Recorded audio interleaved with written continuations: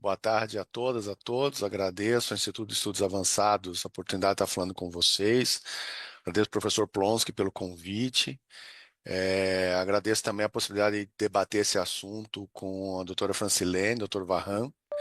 É um tema muito importante e, realmente, como o Marcos falou, a ciência não tem muita atenção do governo orçamentariamente.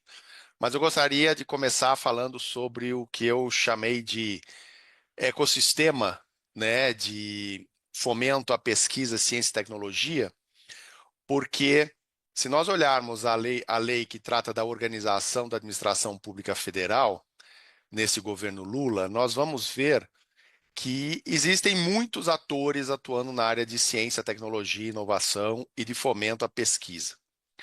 E eu chamo de ecossistema porque ele representa um agrupamento de iniciativas que interagem, por vezes cooperando, mas quase sempre competindo por uma maior fatia de recursos orçamentários. E essa é uma questão muito importante, né? Lembrando que no ecossistema nem tudo é harmonia, também é competição.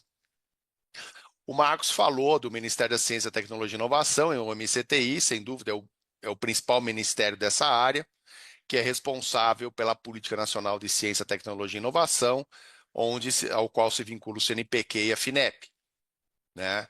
Mas nós também temos o Ministério da Defesa com a competência sobre as políticas de ciência, tecnologia e inovação na área da defesa, né? Então nós temos aí um destaque, né, de que o MCTI cuida de tudo que seria atuação não militar, não ligada à defesa, e o Ministério da Defesa cuidaria dessa área.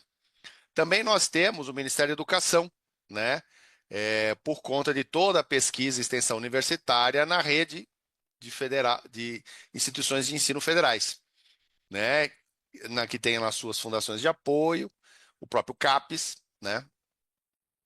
Outra área que também é muito importante, que no nível federal, nós temos o próprio Ministério da Saúde, que tem atribuição de pesquisa científica e tecnológica na área da saúde, né, para fortalecer o complexo industrial e econômico da saúde.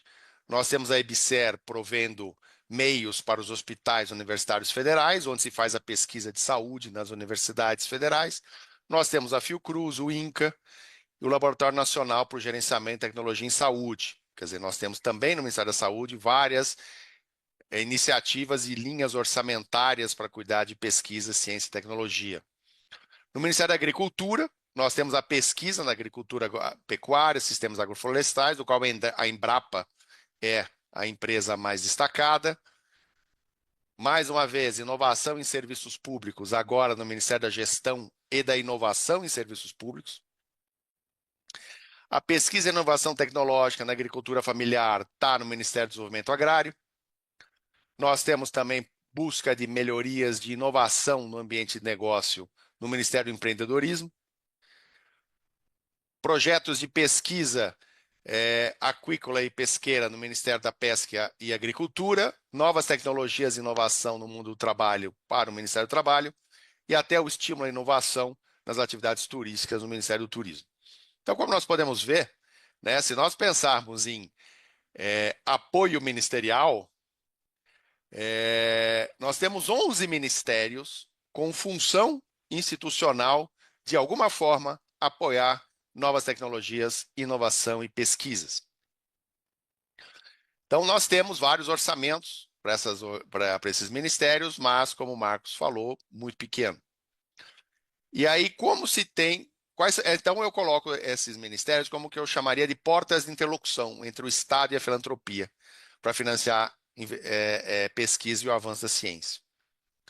Mas se nós pensarmos no financiamento da pesquisa em si, nós temos, eu colocaria assim, duas fontes principais. O caixa do governo, que é dividido entre os recursos do orçamento e recursos de fundos públicos, e o caixa privado, né, também é financiado pela tributação favorecida, pelos incentivos fiscais e pela filantropia, né? Com relação a essa questão do financiamento privado, nós temos o seguinte, né, que me chama a atenção. Muito da má conduta dos agentes econômicos redunda em multas e contribuições para fundos públicos, dos quais eu destaco o Fundo de Defesa dos Direitos Difusos, que pode financiar projetos de caráter científico e de pesquisa. Só que esse fundo sofre um brutal contingenciamento da administração pública federal.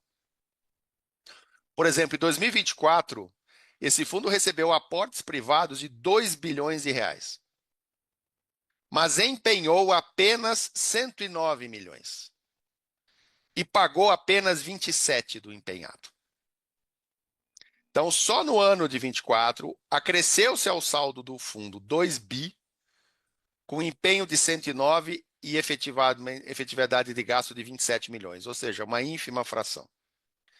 Também nós temos o FUST, Fundo da Universalização do Serviço de Telecomunicações, que apoia a política de inovação tecnológica do serviço de telecomunicação no meio rural.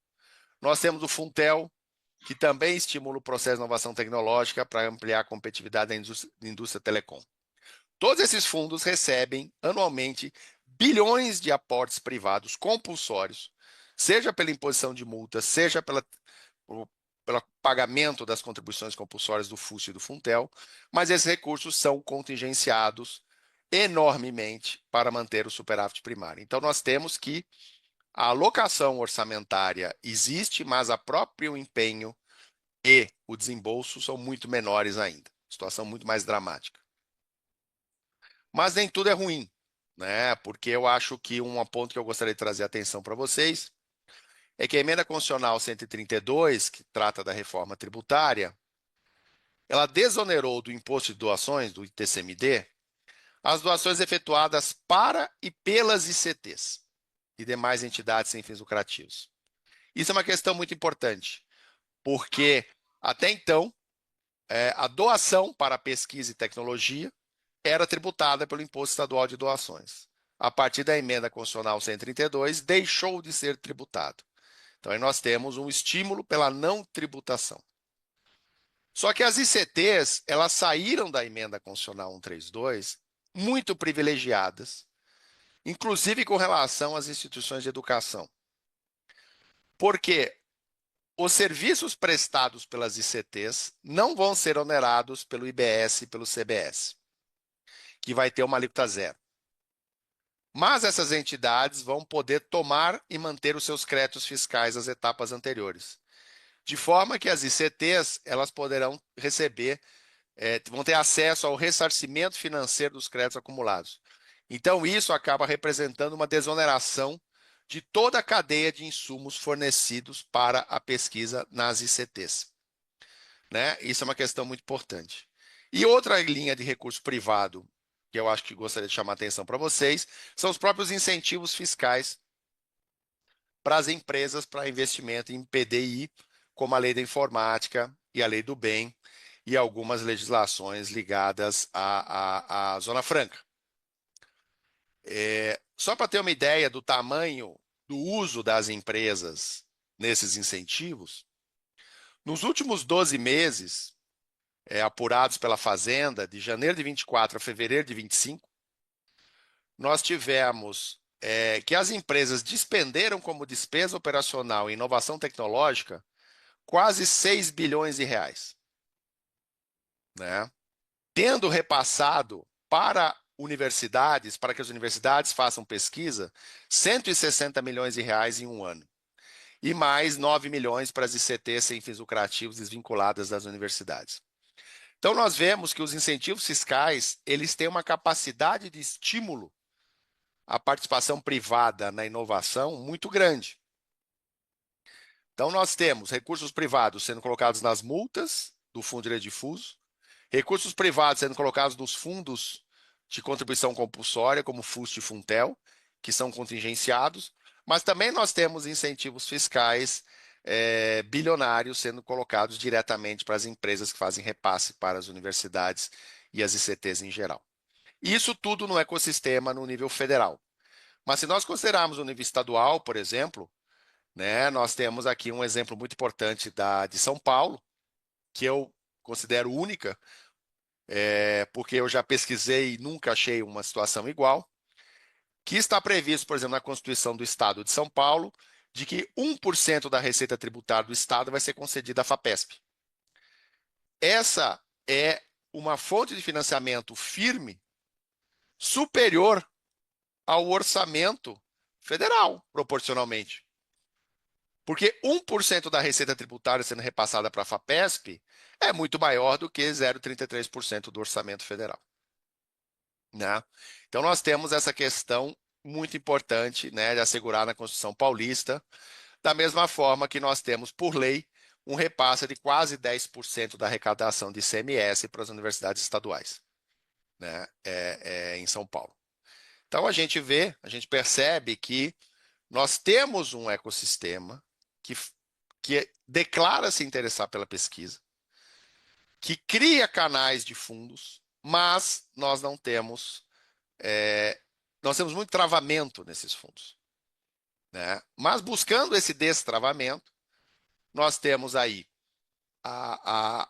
já há um certo tempo, né, desde a década de 90, uma lei tratando das fundações de apoio para as universidades.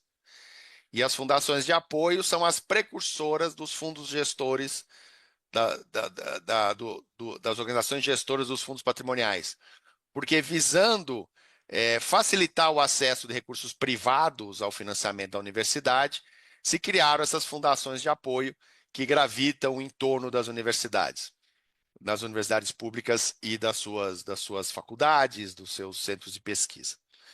Né? Essas fundações de apoio, inclusive, hoje estão se mostrando canais muito interessantes para repasses de recursos via emendas parlamentares. Então, isso também tem mostrado um certo interesse do congressista, né, para que ele repasse recursos do orçamento pelas emendas, que são de aplicação compulsória, não sujeitas a contingenciamento, para projetos de ensino, pesquisa e extensão nas universidades federais e estaduais também, por meio das fundações de apoio. Esse volume cresceu tanto que ele foi até objeto de discussão no Supremo Tribunal Federal, em 2 ações judiciais estão relatadas pelo ministro Flávio Dino, que foram amplamente discutidas na imprensa, mostrando que esses repasses têm que ter mais transparência, têm que ter mais cuidado, justamente porque eles estão se avolumando. Né? Então, se nós olharmos tudo isso, nós vemos uma série de incentivos fiscais, nós vemos uma série de recursos sendo repassados e tendo repassados para fundos públicos e oportunidades de ampliar essa atividade. Porém, só para fechar, a gente tem que considerar que nós temos as contas públicas fortemente desequilibradas nesse país. Né? A última medida agora de contingenciamento de gasto, vinculada ao IOF, que o ministro da Fazenda divulgou, é o último esforço para tentar colocar elas dentro da meta de déficit primário, da meta de inflação e da sanidade das contas públicas. E foi por isso que, no fim do ano passado, o Congresso Nacional editou uma lei complementar, a Lei Complementar 211, que busca estabelecer o regime fiscal sustentável para a estabilidade macroeconômica do país. E ele estabeleceu que, em caso de déficit primário no governo central, a partir deste ano de 25, fica vedada em qualquer exercício subsequente à apuração desse déficit primário a promulgação de leis que concedam, ampliem ou prorroguem incentivos e benefícios de natureza tributária. Essa lei complementar, então, de dezembro do ano passado, tem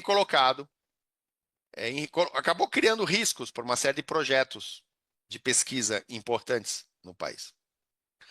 Nós temos, por exemplo, que toda pesquisa e atendimento na área de oncologia, do PRONON e de pessoa com deficiência, saúde da pessoa com deficiência, que é o PRONAS-PCD, vão se encerrar no fim desse ano.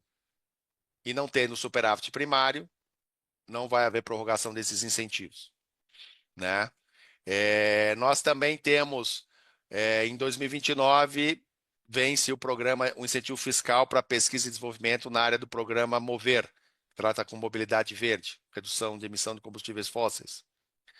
Né? A própria lei de informática também tem prazo de validade para dezembro de 2029.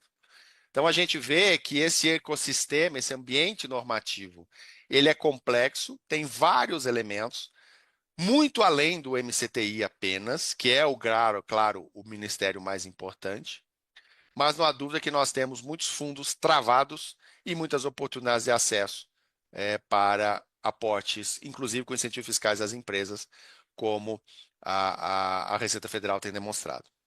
Então, essas são, em linhas gerais, essas minhas ponderações iniciais sobre esse sistema e agradeço a oportunidade de falar com vocês.